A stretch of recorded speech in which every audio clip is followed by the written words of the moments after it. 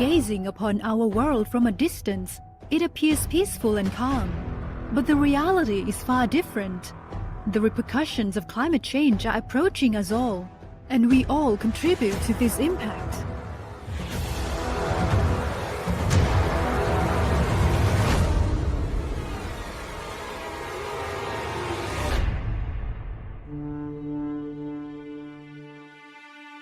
By 2050, projections indicate that over 3 billion people will reside in various urban centers in the Asia-Pacific region alone.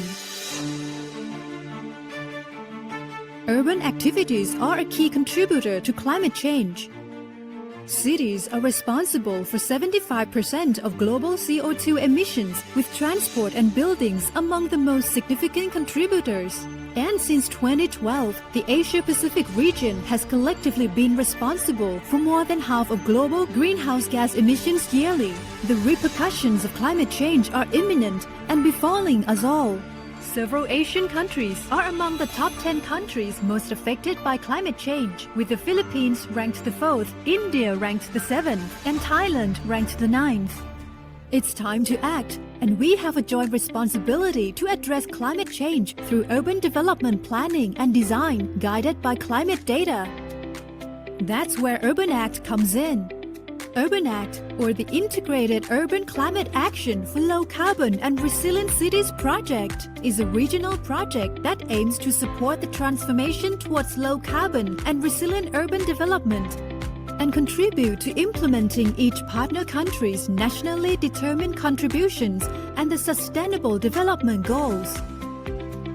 Funded by the International Climate Initiative, or ICI, commissioned by the German Federal Ministry of Economic Affairs and Climate Action, or BMWK, Urban Act is implemented in 5 partner countries: China, India, Indonesia, the Philippines, and Thailand, with a duration spanning 5 years from 2022 to 2027.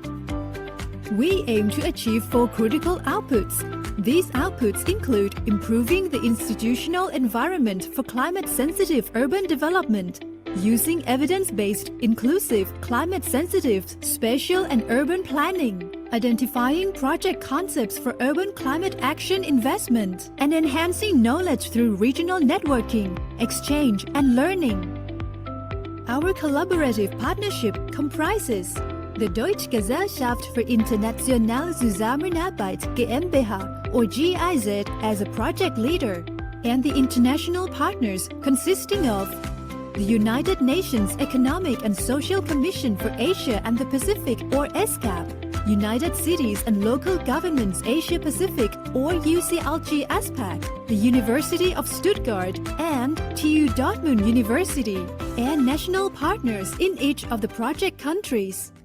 To promote and showcase a sustainable integration of climate change into urban development, Urban Act implements its support in 14 pilot cities across the 5 countries, recognizing the unique context of the partner countries and aiming to improve the country's specific policies and regulatory frameworks. Furthermore, we engage in joint operations with the Indonesia-Malaysia-Thailand Growth Triangle, or IMTGT, implementing initiatives in 6 cities within the IMTGT sub-region. We are all standing on the edge, and every decision and action we take today will shape our future for generations to come. It is not just a choice, it's a collective responsibility that falls on each of our shoulders. It's time for us to unite and journey towards low-carbon, resilient urban development. Join us in the Urban Act, Joint Action for Climate-Friendly and Resilient Cities. We are stronger if we are together.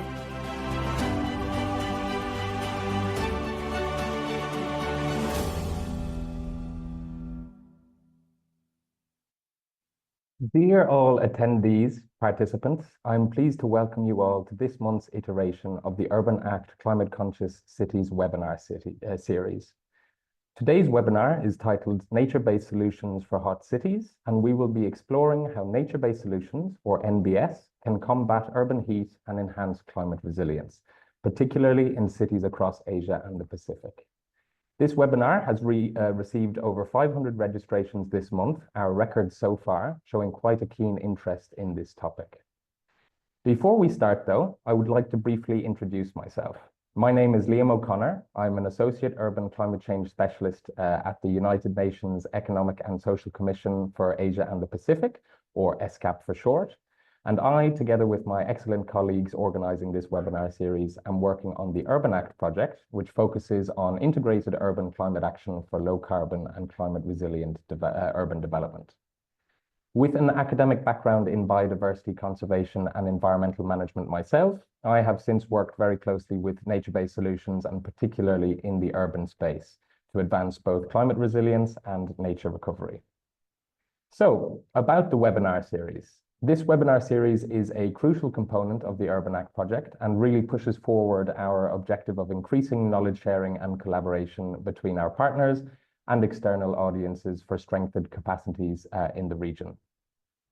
In particular, the key objectives of this webinar series are to support climate action for low carbon and resilient cities by increasing the knowledge and understanding of our participants, communicating and raising awareness of key innovations and emerging topics, building and enhancing partnerships between the Urban Act project and with relevant organizations, institutions, and experts outside the project partners, and showcasing best practices, learnings, and innovations from Urban Act to a wider audience.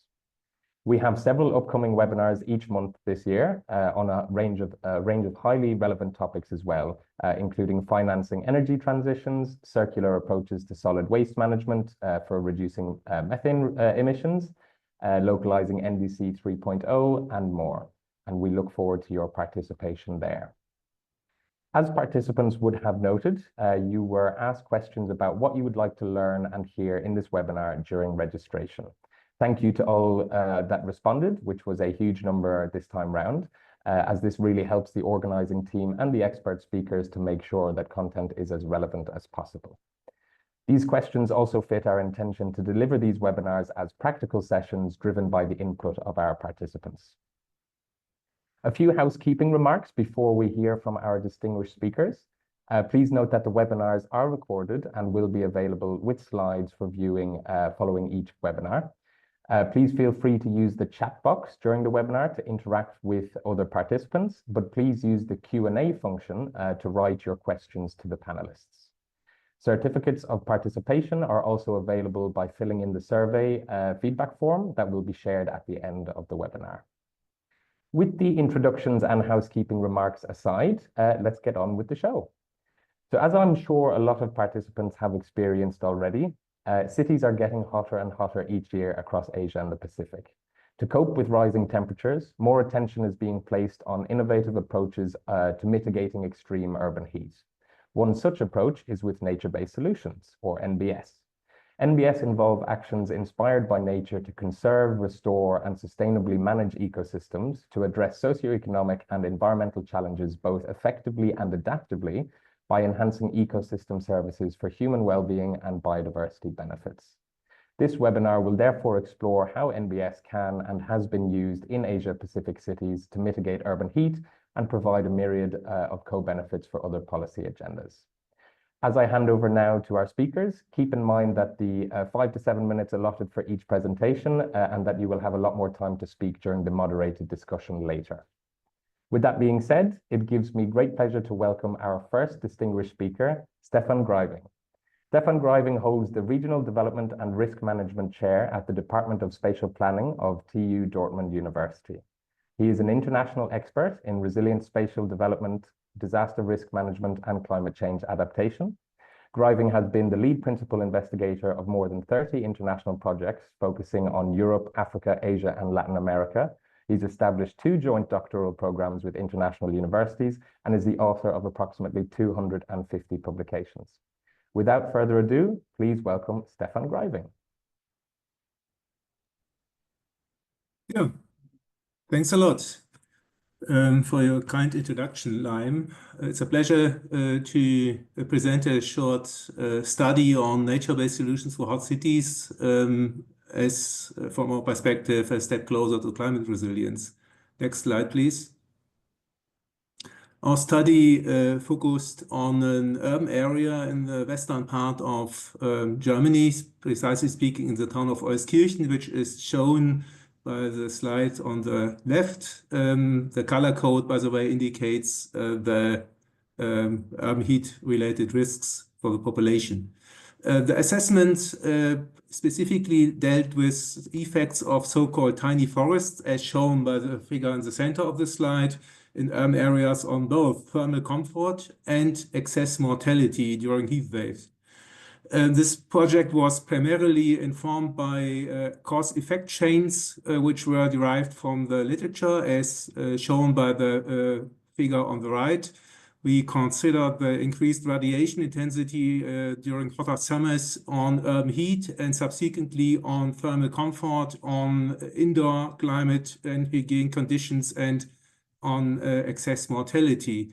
By considering various vulnerability factors such as the individual state of health, individual risk awareness, developments in the healthcare sector, precisely speaking, availability of hospital beds and emergency rescue services, a variety of preventive measures, health infrastructure, and finally, of course, also the land use related features. Next slide, please. This is the area of investigation, 2 tiny forests that are going to be implemented by the city of Euskirchen on private land, by the way. As indicated by the figures on the top, we modeled by means of a microclimate model, and we met the small-scale effects of the interventions on air temperature during the day, precisely speaking at 4 p.m. in the afternoon, and during the night 5 a.m. between the baseline scenario, meaning without the intervention, and the major scenario after 5 years of growth, and a fully grown scenario after 25 years of growth. Importantly, there are already visible effects, positive effects on air temperature after a relatively short period of time, because major scenario stands for the situation 5 years after the implementation of the measure. Next slide, please. We then conducted a so-called cost-effectiveness assessment of tiny forests as a nature-based solutions, inspired by, on the one hand, a context-specific cost-effectiveness analysis for this particular setting in the city of Euskirchen, informed by the microclimatic modeling. On the other hand, we also integrated components of a general cost-effectiveness assessment by assessing the effects of upscaled, theoretically speaking, upscaled interventions to a larger scale in order to determine effects on heat-related mortality. We then calculated the costs for the particular setting in Euskirchen and compared them with a variety of other interventions we have studied through interviews and desktop analysis of available documents on these interventions. These interventions and their characteristics are shown by the table on the upper left. We considered issues such as funding schemes, forest types, ambitions of the interventions, which are not necessarily limited to the thermal comfort, but may also consider effects on the well-being or on the quality of the livelihood or the attractiveness of the city quarter as a whole. We then calculated the cost-effectiveness ratios by considering, on the one hand, the effectiveness of the interventions in terms of temperature reduction, on the other hand, the related costs per square meter, and came to the conclusion that the temperature reduction by 1 degree Celsius may cost between 50 and 60,000 euro. That is, of course, a remarkable sum, but on the other hand, it may also lead to a reduced excess mortality, as shown by the next slide, please. Of course, there's, according to our knowledge, no standardized methodology for studying the impact of tiny forests on heat, health, and mortality. Particularly not of such small-scale interventions as a single tiny forest, which means that measurable effects require upscaling. As I said already earlier, we upscaled the intervention by simulating the effects of a greater number of interventions in the same urban area. And of course, the impact, as shown by the impact chain on the right, is determined by various factors such as population density, demographic data. The very young and the very old, more vulnerable people are primarily affected by urban heat, the characteristics of the built environment, percentage of the sealed surface, amount of green infrastructure, etc. In our case, at least, we came to the conclusion that the effectiveness ratio is about 1 to 245 square meters, or in other words, a tiny forest of a size of 245 square meters can save the life of one people or one person. Next slide, please. Yeah, what are the takeaways? Tiny forest, obviously, as shown by this simulation, positively affect human health and well-being, and may also potentially strengthen social and political support by the local population for climate adaptation measures. However, small-scale interventions such as tiny forests have also, that is self-understanding, only small-scale effects as shown by the simulation results. Large-scale effects, which are important for positive impacts on mortality, require upscaling replication. Upscaling depends on access to land, because land is required for the intervention. And that land is mostly owned by private people in built environments, but also in farmland. And public hands for financial constraints cannot acquire all of that land, which calls for innovative land policies. And that brings us to the need to spend careful attention to institutional design of these kind of interventions, besides speaking, stakeholder involvements in communication campaigns, in order to convince landowners from the usefulness and positive impact of these interventions on their land, to make, for instance, contractual agreements with landowners possible, as shown by the example of such a contract for the case I've spoken about in Euskirchen. Thanks a lot for your attention. Thank you very much, Stefan, for that excellent presentation covering the effectiveness and cost efficiency of NBS, in this case with tiny urban forests.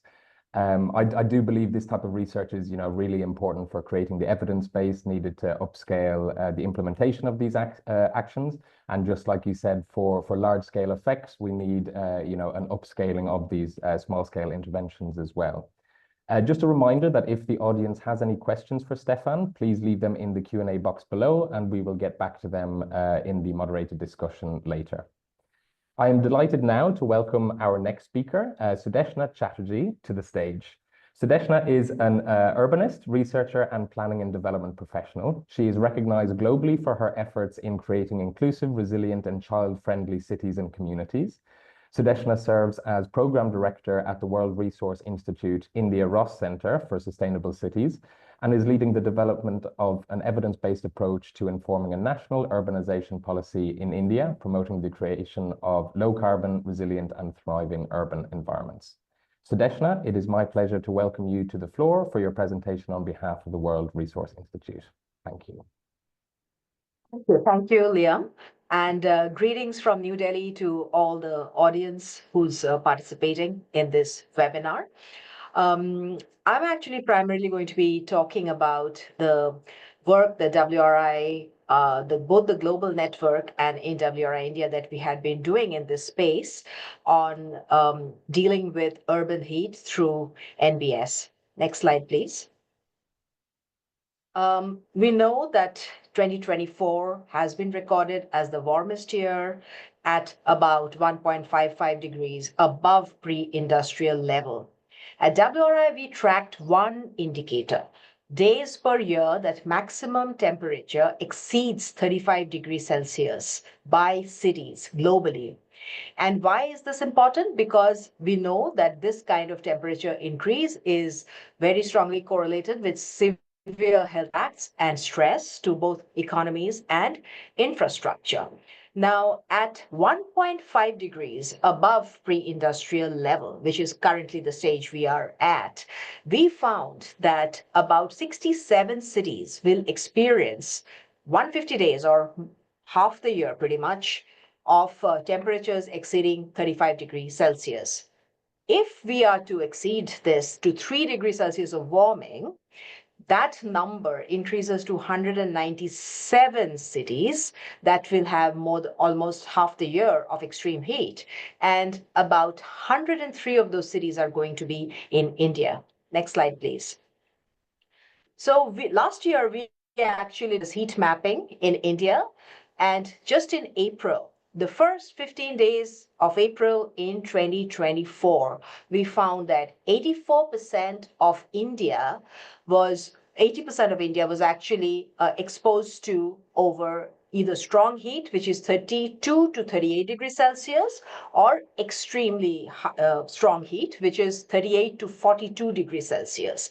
And mind you, April is not even the hottest month in northern India. So with this excessive heat, it is also the resource-strapped cities and the urban poor who are the hardest hit. Next slide, please. We at WRI, we had been working on a lot of climate action planning in India. And one of the first steps to developing a climate action plan is to do a climate hazard vulnerability assessment. So we created a standard tool for doing it as we developed 5 of the climate action plans for 5 cities in India. Just to give you an example, the first CAP that we did was for Mumbai, which is also the first Asian city to develop a climate action plan.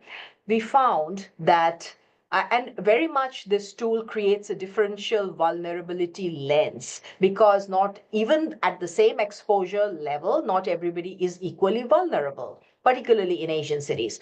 We found that informal settlements had a land surface temperature which was 5 to 8 degrees higher than neighboring areas in Mumbai. And why is that?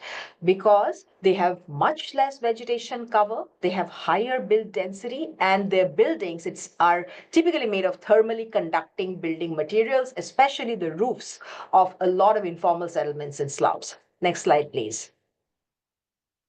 In India, nationally, we use this climate vulnerability indicator to measure climate vulnerability, which does not include heat stress as an indicator.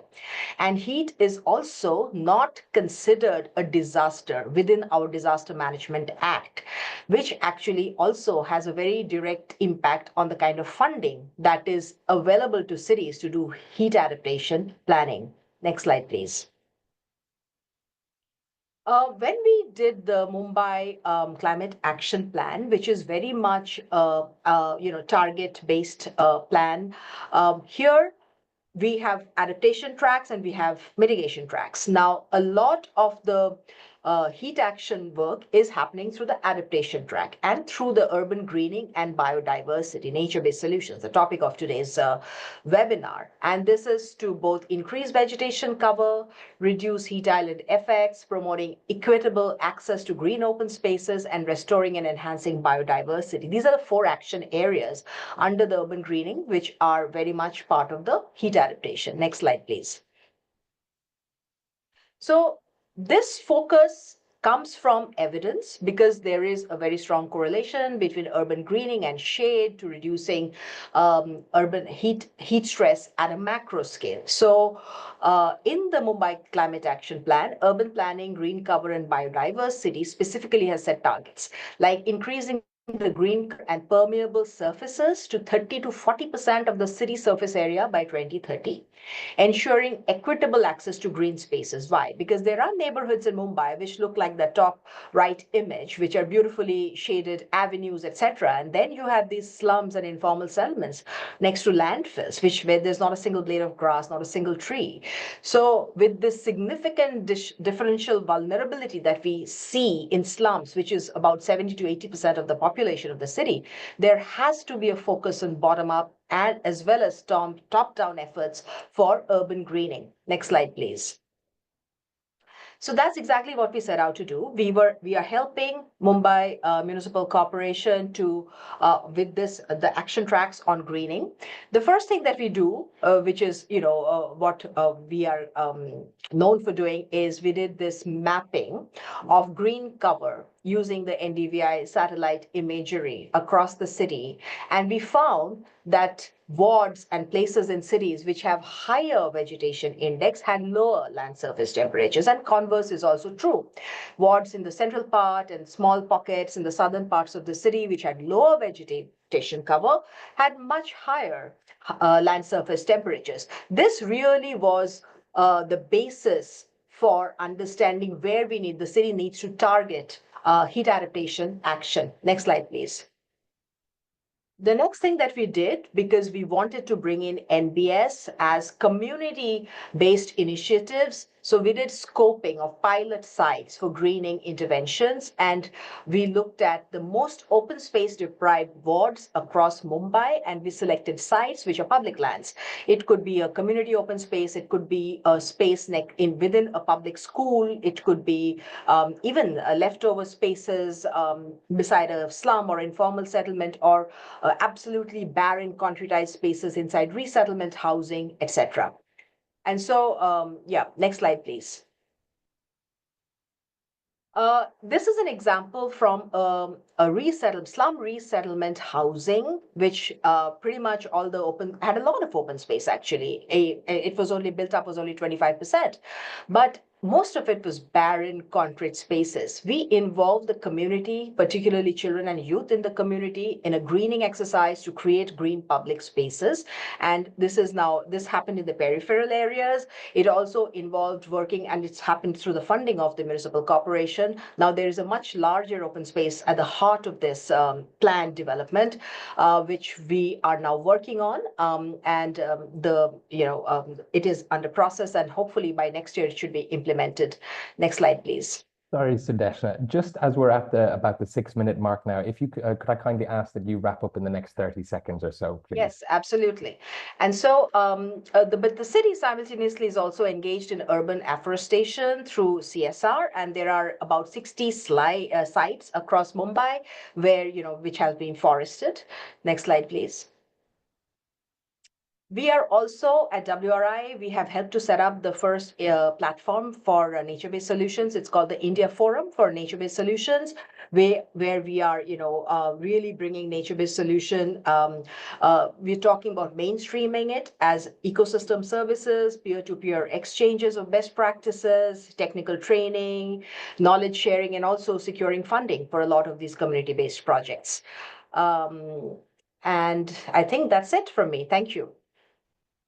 All right, thank you very much, Sudeshna, for showing some practical tools, such as the vulnerability assessments and indicators that you mentioned, that really help cities identify priority areas for NBS implementation with maximum impact.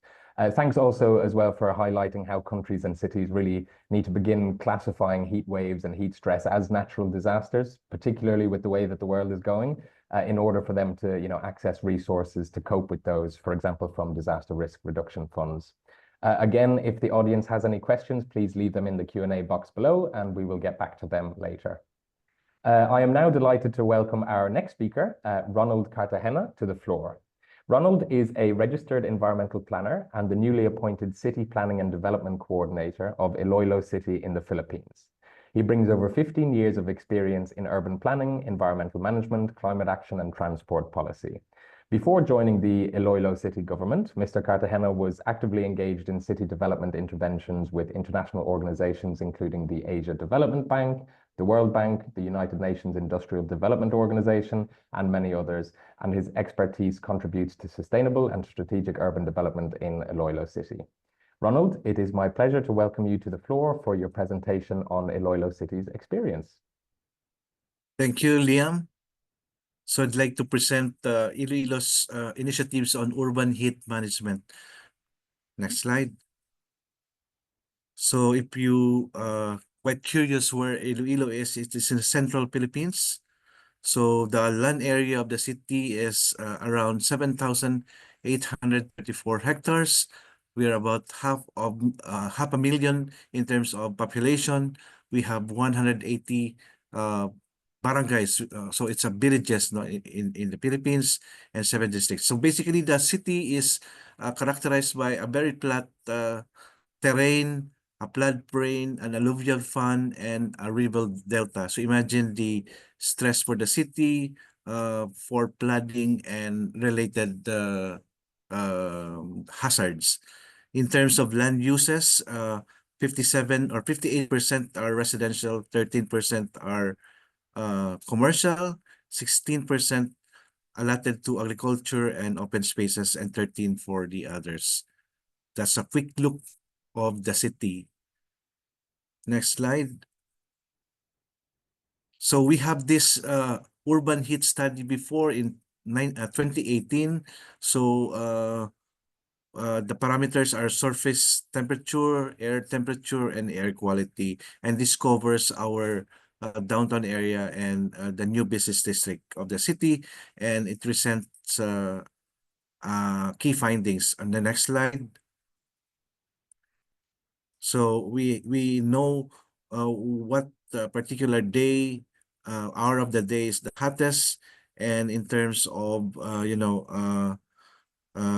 recording, the temperature in the city on certain conditions.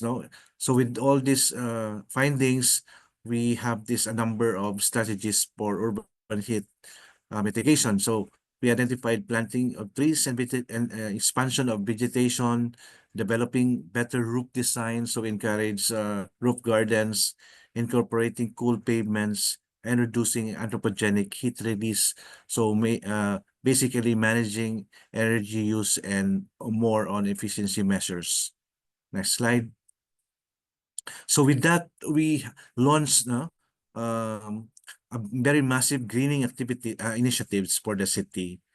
Next slide. So the city is known really for this project, which is called the Iloilo River Esplanade.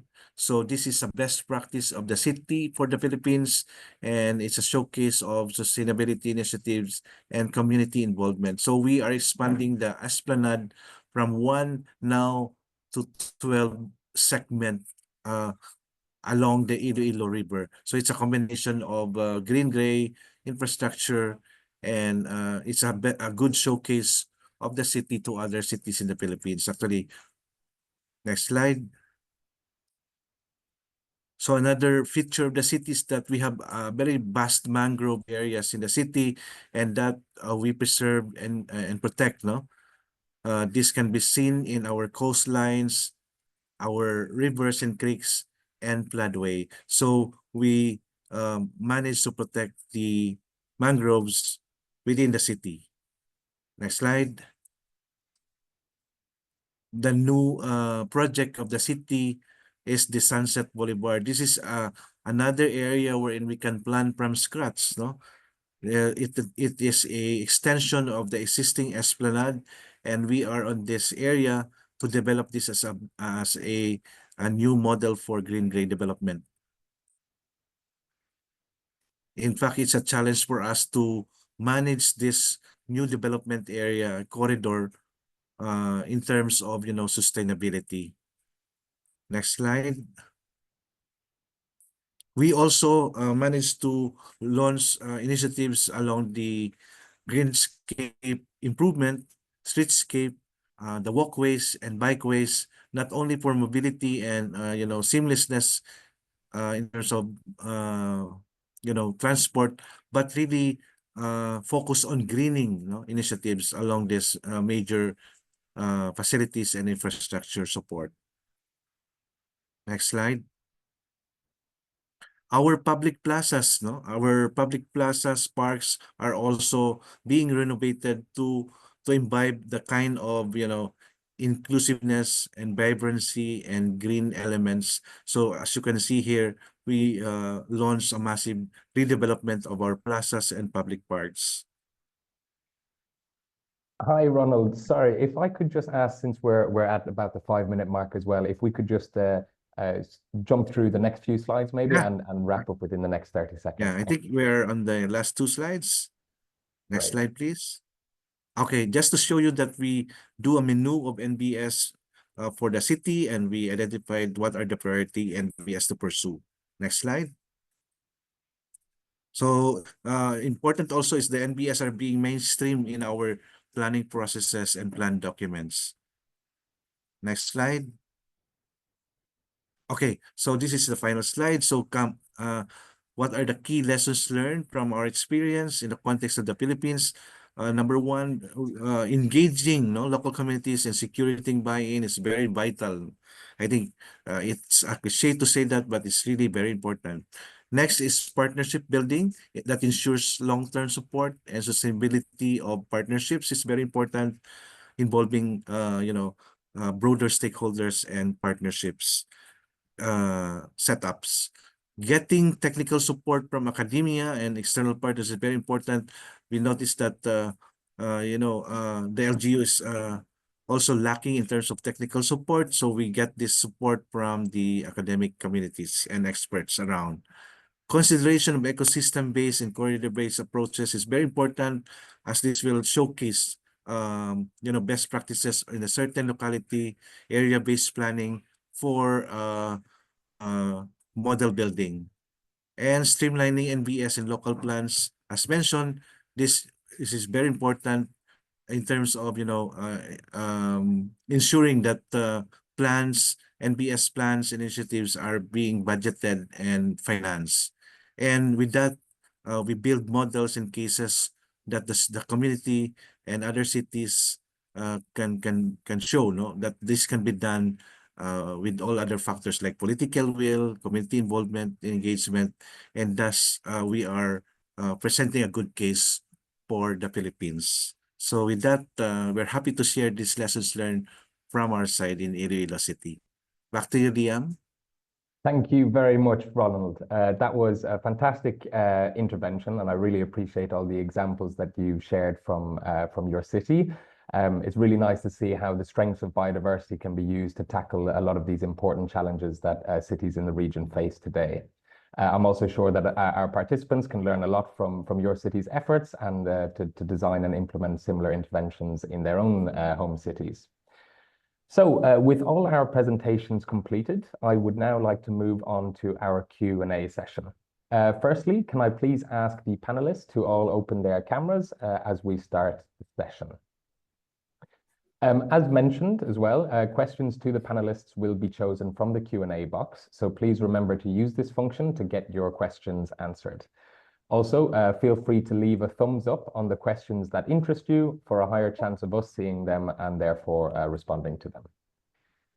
However, before we begin taking questions from the audience, I am very pleased to announce that for today's session, we have Raja Asfanan joining us from the Stockholm Environment Institute, Asia, to provide a few remarks on what has been discussed and kick off the Q&A by asking a couple of questions to our other panelists. As we do this, a gentle reminder to the panelists to keep their answers brief. Let's aim for a maximum of 2 minutes per response. I will be keeping time to make sure that we get through as many of the participants' questions as possible. Yeah. All right, I am now giving you the floor, Raja, for your reflections and questions for the panelists.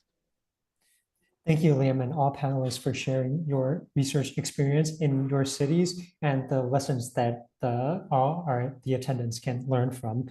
I want to share the experience from the locals who live in informal and dense settlements. So SEI, we were able to conduct a field survey in informal settlements in Klongtae, which is the largest informal settlements in Bangkok. The area hosts about 200 to 400,000 of settlements in.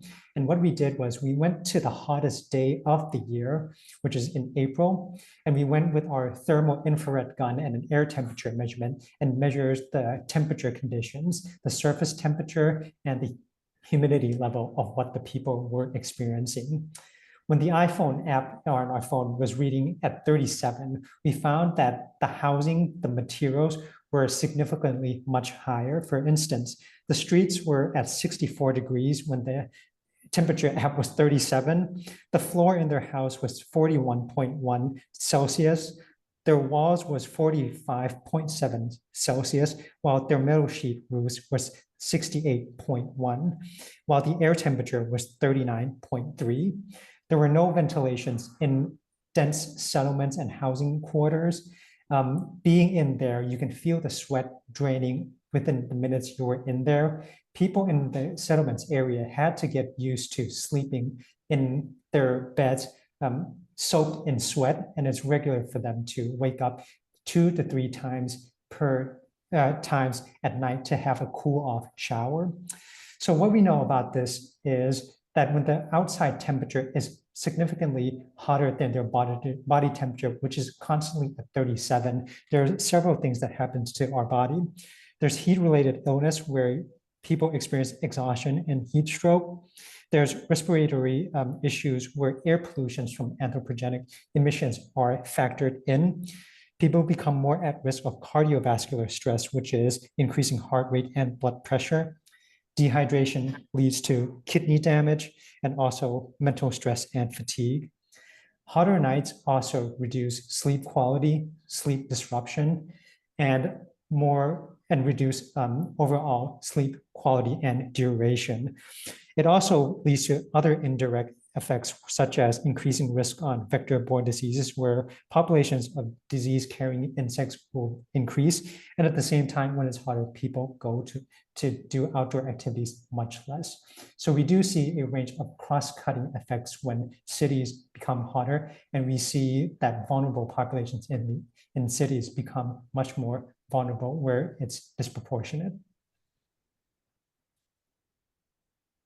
So I'll now move on to the Q&A, where I would like to share some of the questions that I would like to ask to the panelists. So I would first like to ask Professor Stefan, you share with your tiny force on the impacts on reducing temperatures in the area. I like to ask, because nature-based solution provides an ecosystem service, do you see any impacts on the biodiversity in the area as well?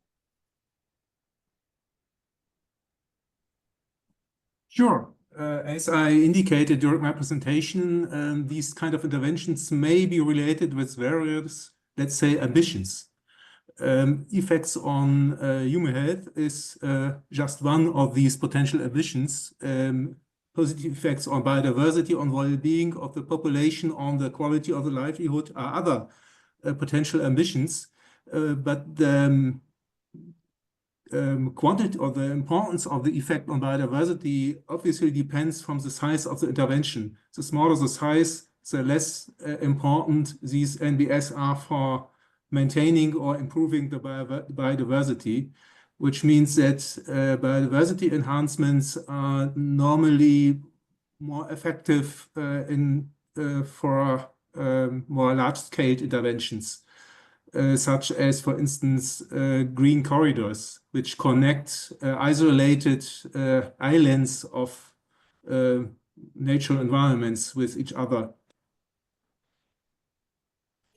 Thank you, Stefan. I'd like to move to ask Sudeshna. Can you share some of the coping strategies you have been seeing people in India when it comes to adjusting their behaviors or retrofitting their homes to cope with the heat? There are several coping strategies, some of which you yourself mentioned. Slums in India are not that different from slums in Bangkok and in other places. So yes, of course, but the struggle in slums is also when your ambient temperatures are higher, the indoor temperatures, as you rightly said, is significantly more high. In fact, when we actually did some of these mappings inside homes, we found if the ambient temperature outside is 35 degrees, inside you have a metal roof and you have a non-functional ceiling fan. So the temperature inside the house is about 40, 41, the room, and then towards the roof, it's 47 degrees Celsius. And so when you have that kind of a hot box, you also don't have spaces outside because they're unsafe, right? Even if you step out, where do you sleep? Because, and there are lots of issues around women's and children's safety on some of those things. So in a way, we really have no choice today to really address this from not just NBS, we also have to work on building systems and efficiency, energy efficiency of buildings within the slums. And there are many groups in India that's working on this, on cool roofs projects, where it's not possible to just do one roof. So you take a cluster of homes and you create this cool roof, which sort of floats above, right?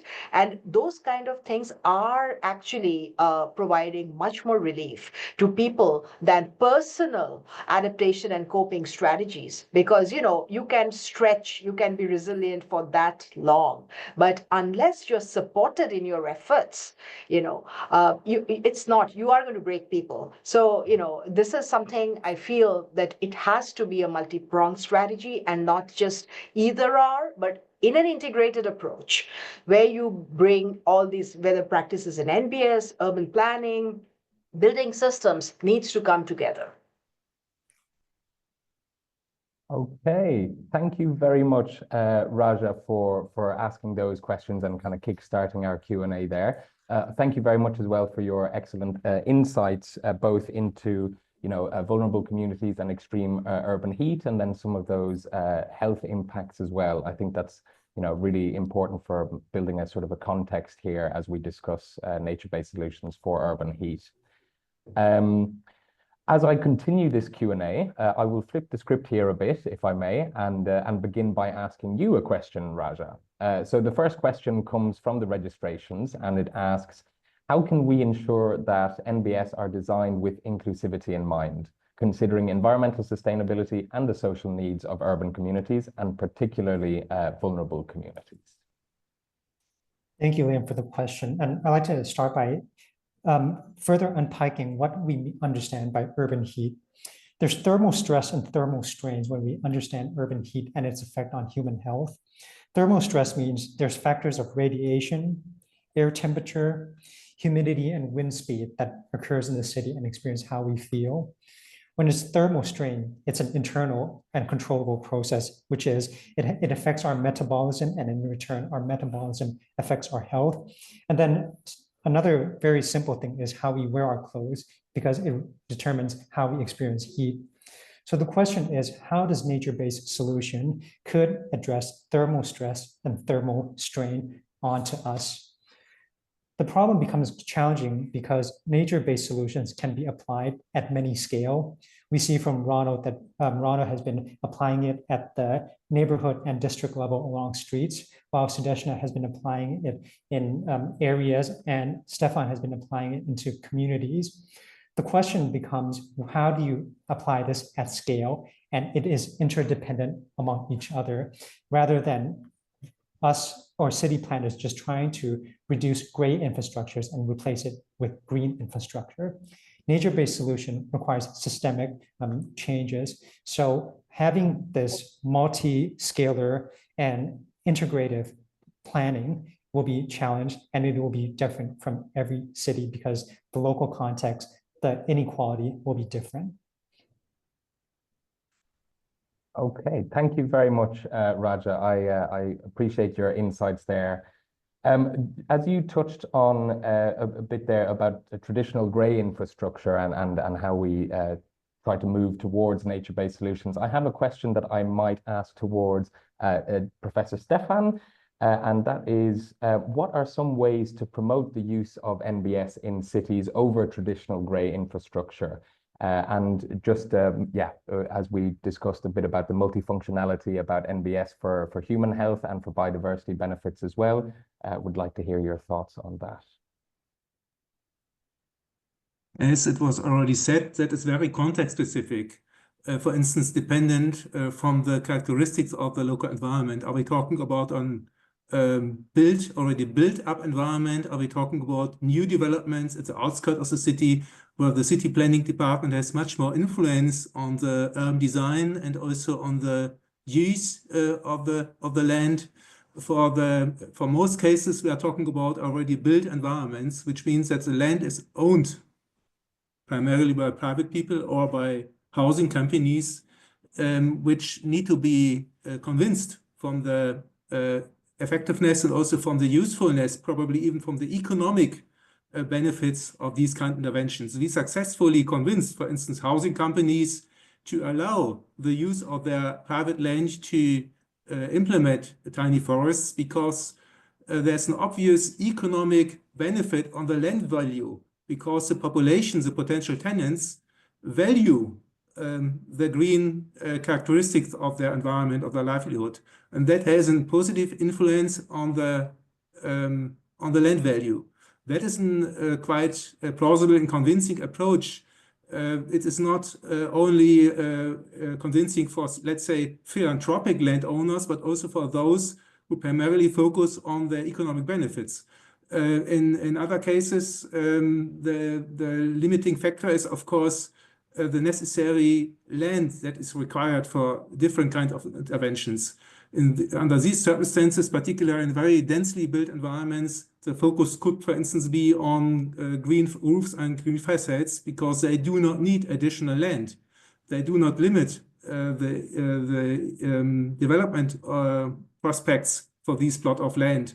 That is particularly beneficial and promising for these very densely built up environments in megacities, for instance. There were also some questions in the Q&A session on this problem of very densely built up areas where there's any remaining land available for green infrastructure related interventions. All right.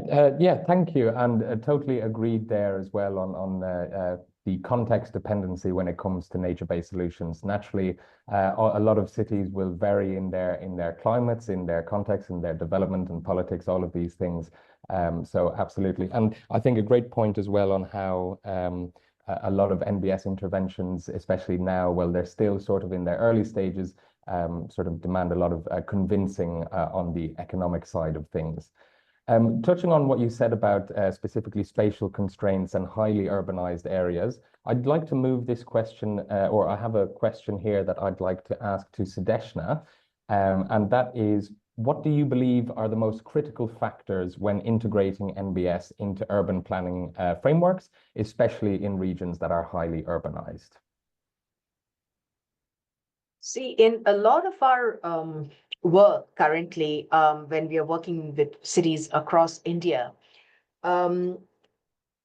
first of all, the first thing that we do, we kind of bring in a science-based approach, because currently most cities understand NBS as just planting a certain number of trees. The metrics is number of trees planted without really understanding, again, context relevance of species, what kind of planting to do where. Then, of course, and what is the, how does it enhance biodiversity? What kind of soil supports what kind of stuff, that kind of thing. Then a very big part of our work is working with cities to rethink their gray infrastructure. How do you retrofit current gray infrastructure to create hybrid infrastructure with NBS? A lot of the immense amount of flooding that Indian cities are facing, which are from legacy issues of how the city has been built, encroaching on floodplains, for example, of drainage channels. You're not going to, of course, that takes immense political will to tear down the encroachments, but that's not going to happen. So they end up building these massive concrete channels, retention basins, etc.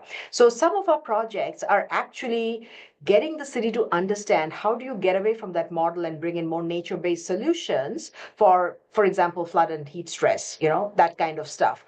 So that is happening now at a planning stage as they're, let's say, planning more sort of the stormwater drainage of the city. How do we bring in a thinking of NBS in, let's say, the street network upgradation that's happening? There are concretization policies in space. 90% of our city streets are concretized with not a single tree. So how do you intervene in those decisions of gray infrastructure and bring in a layer of NBS, not just pure NBS, but as hybrid infrastructure? So it's really because, the kind of challenges we face, you cannot also solve with pure NBS only. It needs to be really well thought out, based on scientific analysis, and also getting the buy-in of the cities. They're much more comfortable with hybrid than just say pure. And the way in intensely built up cities, you really also can't do it. So that had been our strategy so far. Also, constant awareness raising, citizen networks. That's why this India Forum that for NBS we set up, as well as working with schools and colleges in a very big way. How do you get these messages to citizens?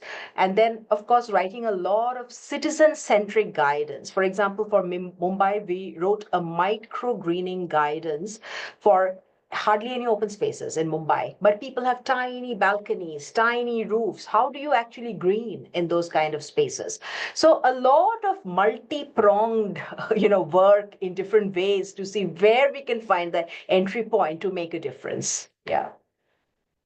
Thank you very much, Sadeshna. I think you bring up some really important points there, particularly in terms of the science and evidence base needed to design robust nature-based solutions, and particularly for highly urbanized areas, those that are hybrid or multifunctional, so that they can address multiple policy objectives or societal challenges at the same time. And that's really how we get buy-in from our cities. Absolutely. I might move on to our next question then, which is directed at Ronald. So the participant asks, what local and/or national policies support this urban heat mitigation initiative in Iloilo? And what other tools have you used in implementing these initiatives? Thank you for that question. So in terms of policies and policy environment, I think this urban heat initiative is, or even the issue of urban heat is not really that popular in terms of response, no, on the part of the policymakers or even the executive branch of our government system, especially at the subnational level. No? So this is something more technical at this point of time in our own context. So in terms of support of policy, I think this is still lacking, no? In terms of particular policies that can really support expansion of initiatives and widespread adoption. So for me, it's still a work in progress in our city, and I can speak of that also for the Philippine cities. But I think in terms of tools, we are also dependent, no, on the support coming from academic institutions that provided that kind of technical support and adoption in the city, in terms of utilization and knowing it and application further. I think that's really something also a challenge in the city. So I think there's a lot of things to be considered in terms of that, no? It speaks of capacity building support.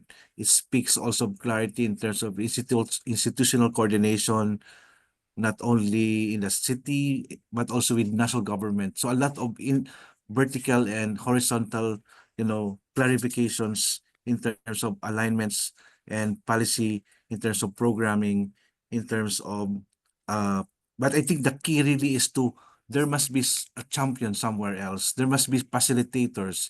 There must be enablers along the way. I think that's a critical elements that make the project happen or successful. Thank you very much, Ronald, and agreed there with the need for facilitators in that respect. And thank you for sharing your insights. Just as we don't have all that much time left for questions, I'll try to speed through a couple of these. And I might ask this one to Stefan again. This participant asks, what key performance indicators and environmental parameters determine the success of implemented NBS in mitigating urban heat?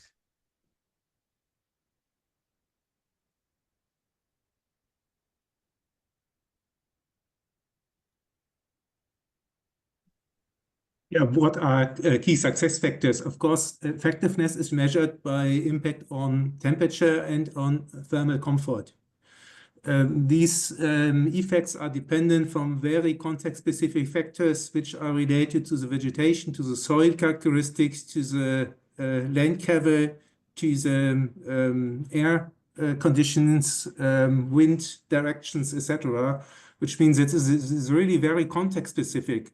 When coming back to this microclimate simulation tool, EnviMat, we made use of, the software calculates and integrates 5 interconnected sub-modules.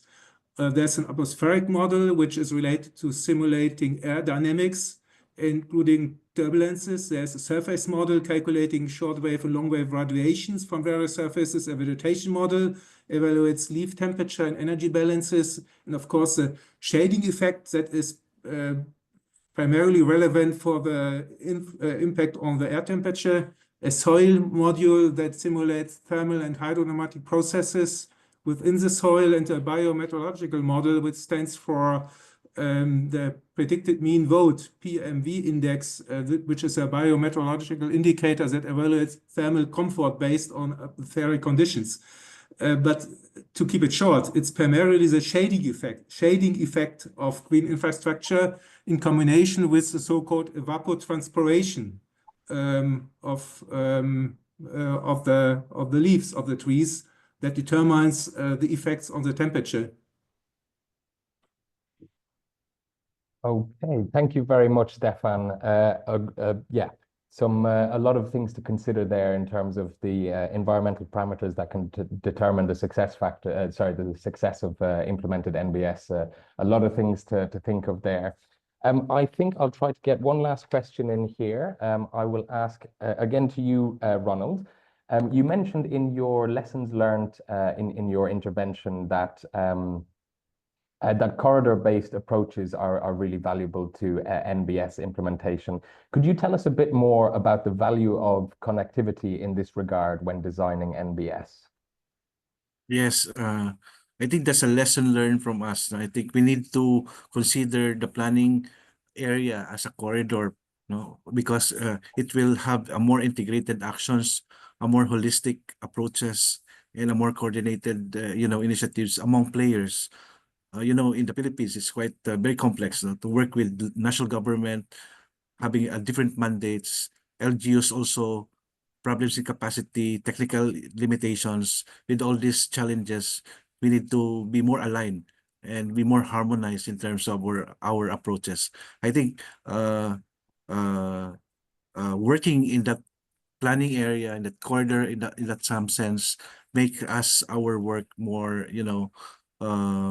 evident and more coordinated. Excellent. Thank you very much. I'll just try to get one last question in, actually, and this one is addressed to Sudeshna. And this participant asks, how do we better strategize cooling by increasing green cover in informal settlements if they are already dense and there seems to be no space available at all? Again, it has to be based on that particular settlement. You have to have a very this needs assessment done at the level of the settlement, working with communities. For example, one of the things that we were able to do in this resettlement housing, we are actually breaking the big open space, which is completely concretized. There was an open space and we broke it. Similarly, there were no other spaces, but just around the walls, there were these peripheral spaces. We are working on them. In more informal, unplanned kind of settlements, we are going in and doing micro street-based sort of initiatives. We are giving them these, micro planting kind of some help with how to do that, looking at maybe the community space, any kind of community space. For example, the schools, the government schools that exist, those actually become sites for intervention because, those are the kids are spending a lot of time there. Sometimes they're opened up for community functions, etc. So it's very, very location and context specific. We are also trying to see any kind of informal space that we can find around these settlements to carve out to see, working with the community that if we want to bring in shade, what would you prefer? And really, it's built on multiple knowledge partners coming together, working with the community to come at a solution. Thank you very much, Sudeshna. I think this theme of context specificity has come up a lot in this webinar, and I hope that we all continue to try to think of this going forward when we plan these types of projects. All right. Well, unfortunately, that concludes all the time that we have today for the Q&A. Though we couldn't get through everybody's questions, given the strong level of interest, we will certainly be consider revisiting this topic later in the year. I would also like to say a massive thanks to our distinguished speakers for joining us to present their insights and experiences today, something I'm sure the attendees have found highly relevant and useful for their own work in their home cities. Also, a huge thanks to the 500 plus registrations that we had, and for everyone who tuned in to make use of this, the webinar's knowledge sharing. Please keep in mind that all of the presentations and materials from this webinar will be made available to you soon, with recordings, presentation slides, and webinar summaries on our project's knowledge platform. With that said, I would also like to take a quick minute to spotlight the first edition of the 2025 Urban Act Policy Brief Series. So designed to support and amplify the knowledge sharing component of the Urban Act project, these policy briefs will accompany our webinars and serve as a resource for in-depth analysis and actionable guidance that participants can apply in their own contexts and at their own pace. Our first and very recently published policy brief covers the very relevant topic of scaling urban nature-based solutions in Asia and the Pacific. While this webinar focused primarily on NBS for urban heat mitigation, participants can find many more and much broader applications of NBS within this policy brief. Readers can then browse through our recommendations to identify strategies to scale up the implementation of integrated NBS in their cities to target a variety of different contemporary challenges. Please feel free to scan and download the short policy brief here, and we urge you, please, to share it along with your networks for greater awareness of NBS and its opportunities as well. So I'll just leave that up for a second so that you can scan the brief. And then I would also like to take a quick moment to invite you all to our next webinar happening next month on the 26th of March, where we will be covering the topic of financing for energy transitions. Both the webinar and policy brief series are key ways for us to improve the knowledge built both within the project and between external audiences. And this is another topic in high demand, so we are looking forward to seeing many of you return. Finally, please see the QR code on the screen here for the feedback survey for the webinar. This will be sent in the chat and in the follow-up email as well, but this is very useful for our organizing team in planning future webinars, so please do fill it out. The form is also a requirement if you wish to receive a certificate of participation for the webinar, so please fill out the survey to receive this from us. Thank you again to all of our speakers, attendees, and organizers for another excellent webinar. I will now formally close the event. Thank you and goodbye.